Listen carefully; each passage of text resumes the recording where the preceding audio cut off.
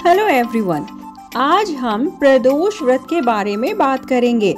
तो हिंदू धर्म में भगवान शिव और माता पार्वती को समर्पित प्रदोष व्रत का बहुत अधिक महत्व होता है। इस दिन विवाहित महिलाएं सुखी जीवन और कुंवारी लड़कियां मनचाहा वर पाने के लिए व्रत रखती हैं और भगवान शिव और माता पार्वती की विशेष पूजा करती हैं। ऐसी मान्यता है कि प्रदोष व्रत के दिन उपवास और पूजा करने से लोगों की मनोकामनाएं पूरी होती हैं और विशेष रूप से विवाह योग्य कन्याओं को मनचाहा वर प्राप्त होता है। इसके अलावा घर में सुख समृद्धि बनी रहती है और जीवन में आने वाली परेशानियां भी दूर होती हैं। तो पूजा की सामग्री में आपको किन चीज़ों को शामिल करना है, अब हम इसके बारे में जानते हैं। भगवान शिव और माता पार्वती की पूजा में शिवलिंग और शिव पार्वती की मूर्ति, बेलपत्र, धतुरा, भांग, चंदन, फूल, दीपक, धूप, नैवेद्य, गंगा जल, शुद्ध कपड़े, चौकी आदि मुख्य रूप से अवश्य शामिल करें। इन चीजों के बिना प्रदोष व्रत की पूजा अधूरी मानी जाएगी। प्रदोष व्रत के दिन सबसे पहले स्नान करके साफ कपड़े धारण करें और पूजा स्थल को साफ कर लें। शिवलिंग और माता पार्वती की प्रतिमा को एक चौकी पर स्थापित करें और उस पर गंगा जल छिड़कें। शिवलिंग पर गंगा जल, दूध, दही, शहद, घी और बेलपत्र से अभिषेक करें। शिवलिंग और माता पार्वती की प्रतिमा को चंदन, रोली और फूलों से सजाएं। फिर दीपक जलाएं और धूप जलाकर आरती करें और कथा का पाठ करें। अंत में शिव पार्वती को भोग लगाएं और उसी भोग को लोगों को प्रसाद के रूप में बांटें।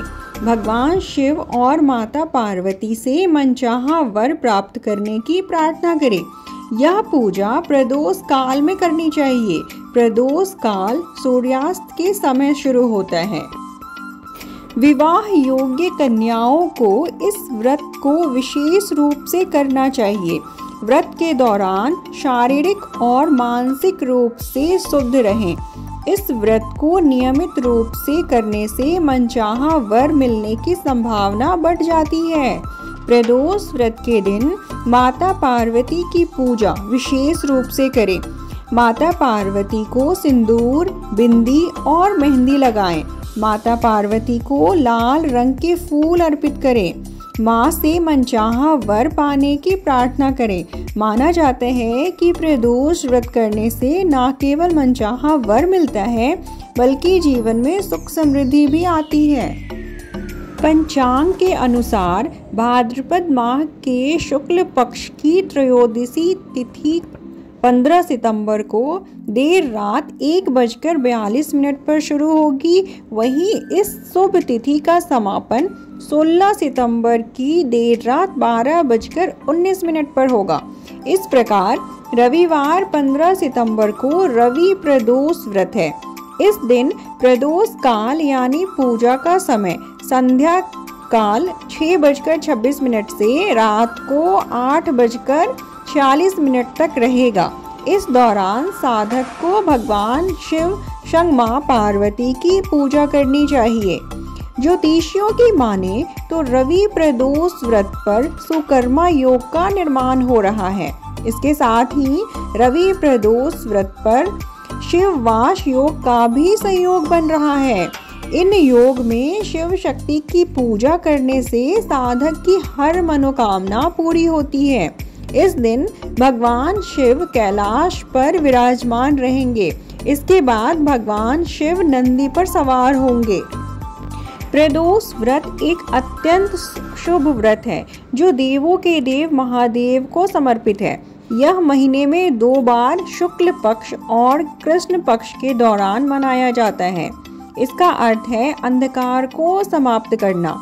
तो ऐसी मान्यता है कि इस व्रत को करने से जीवन के अंधकार और बाधाओं को दूर किया जा सकता है। प्रदोष व्रत के दिन भगवान शिव को हल्दी ना चढ़ाएं। शिवलिंग का संबंध पुरुषत्व से माना जाता है। इसलिए शिवलिंग पर हल्दी का तिलक नहीं लगाना चाहिए। शिवजी को बेल पत्र, दूध, भांग, गंगा जल, चंदन और भस्म चढ़ा सकते हैं और भगवान शंकर को नारियल का पानी, शंख का जल, केतकी के फूल, तुलसी के पत्ते, कुमकुम या सिंदूर नहीं चढ़ाना चाहिए। ऐसा माना जाता है कि इन चीजों को चढ़ाने से भगवान शंकर नाराज हो जाते हैं। प्रदोष व्रत करने वालों को काले रंग के कपड़े उस दिन नहीं पहनने चाहिए। शिव पूजा में यह रंग वर्जित है, इससे पूजा सफल नहीं होती। और इस दिन आपको तामसिक भोजन भूल से भी नहीं करना है। प्रदोष व्रत में किसी का अपमान न करें, साथ ही क्रोध से बचें। ऐसा करने पर दुर्भाग्य पीछा नहीं छोड़ता और धन हानि होती रहती है। अब हम बात करेंगे कि हमें प्रदोष व्रत कितने रखने चाहिए, कब से शुरू करना चाहिए। तो मान्यताओं के अनुसार प्रदोष व्रत 11 या 26 रखने चाहिए। सबसे बेहतर होगा कि आप 108 प्रदोष रखकर शिव पुराण की कथा करवाएं। और प्रदोष व्रत किसी भी महीने के शुक्ल पक्ष की त्रयोदशी से शुरू किया जा सकता है, लेकिन इसके प्रारंभ के सबसे शुभ समय की बात करें तो वो श्रावण और कार्तिक मास की त्रयोदशी तिथि को मानी गई है। भगवान शिव को प्रसन्न करने का यह एक महाव्रत है। शिव कल्याणकारी हैं। इस पूजा से प्रत्येक मनोकामना की पूर्ति होती है। संतान प्राप्ति और संतान की सफलता के लिए यह व्रत बहुत प्रभावकारी है। वार अनुसार पढ़ने वाले हर प्रदोष व्रत का महत्व अलग अलग होता है। तो इस व्रत का सबसे बड़ा लाभ संतान की प्राप्ति और संतान की उन्नति है। इस व्रत से दैहिक, दैविक और भौतिक तापों का नाश होता है। प्रदोष व्रत में सुबह शाम दोनों समय शिव जी की पूजा करनी चाहिए। इस व्रत को आप अपनी इच्छा अनुसार निर्जला या फलाहार लेकर भी रख सकते हैं। प्रदोष व्रत कितने रख रहे हैं इस बात का पहले ही संकल्प ले लेना चाहिए और प्रदोष व्रत का उद्यापन विधि विधान से करना चाहिए। प्रदोष व्रत में क्या खा सकते हैं? तो प्रदोष व्रत में आप फलाहार कर सकते हैं। फलाहार में जैसे आप आलू खा सकते हैं, साबूदाने की खिचड़ी या खीर खा सकते हैं, फलों की चाट बनाकर खा सकते हैं। वहीं कुछ लोग इस व्रत को एक समय भोजन करके भी रखते हैं, लेकिन ध्यान रहे कि भोजन में लहसुन और प्याज का सेवन नहीं करना है। वहीं साधारण नमक की जगह सेंधा नमक ले सकते हैं। तो अब प्रदोष व्रत से जुड़ी कथा क्या है? तो प्रदोष व्रत कब से प्रारंभ हुआ, इस पर कई कथाएं हैं, लेकिन माता पार्वती व भगवान शिव को समर्पित यह व्रत कई युगों से चला आ रहा है। कर्म व पुनर्जीवन का सिद्धांत है। पूर्व जन्म के पापों के प्रायश्चित के लिए इस व्रत की विशेष मान्यता है।